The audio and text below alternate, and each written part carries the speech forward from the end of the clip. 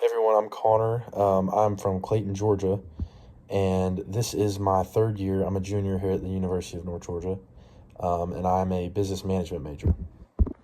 So in assignment two, I learned a lot of new things about what creativity is, specifically how to be a creative person. One of the first exercises that I did was the color theory, and you're supposed to choose certain colors that evoke emotions or traits and attributes that you felt throughout that you've acquired throughout your life.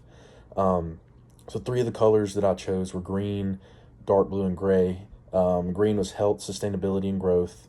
Dark blue was maturity, logic, and trust, and gray was balance, intelligence, and seriousness. All nine of these emotions I felt like pertain pretty well with me. Um, I think that showing these emotions and having these traits, ultimately, recognizing that you've acquired them, is important in building a foundation to be a creative person. Something specifically that I learned about creativity is that it's not one of those things where you can kind of just wake up in the morning and decide, I want to be creative.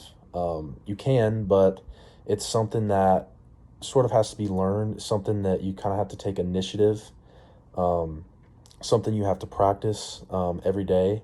But in doing those things, you can build, your creative self every single day in whatever task you're doing, whatever activities.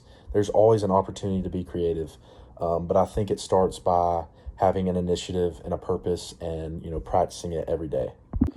Through the first exercise, it talked about your mission statement, vision statement, and some of your values.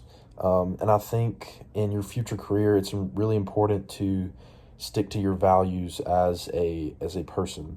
I think that in your future career, you can be creative, but it helps to have a mission, and it helps to stick to certain values. Um, so my plan is to become a general contractor.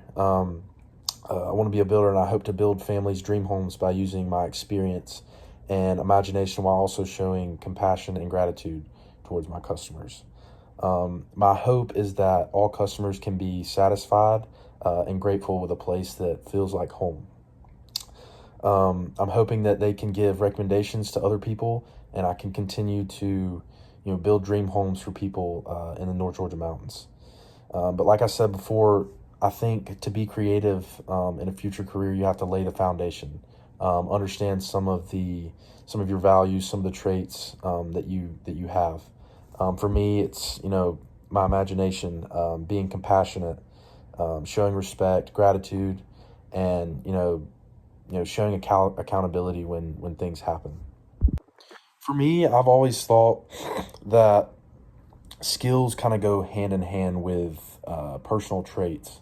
So like during exercise five, it's all about creative traits and picking out certain traits that um, you think that you have. So like for me, I said open minded. Understanding that you have an opportunity to learn in every situation and being open to other people's opinions, what they have to say. Um, Being ethical, doing the right thing no matter what, risk taking. Don't be complacent, especially like in a career. Don't be complacent where your business is more than likely going to fail. You have to continue to grow. Um, and lastly, like being original, sticking to your values, being the person you've always been, and showing those traits like respect, gratitude, compassion, things like that, to your customers. Obviously everyone has their core values that they obtained like throughout their life, when they were young, high school, and even in college. Everyone has specific values for themselves, but I think when it comes to learning and developing these creative skills, I think that really all it takes is mostly experience, being in the field, working, starting to learn and understand all the different processes, and it's just not just in the building industry, but in all sorts of careers. In order to develop your skills, you have to be in the field, and you have to gain experience. For me, it'll just take, going out the job site with my dad. He's also a general contractor and knows so many things. I think his experience and his longevity is what will help me a lot. So again, just learning and developing skills comes from experience specifically.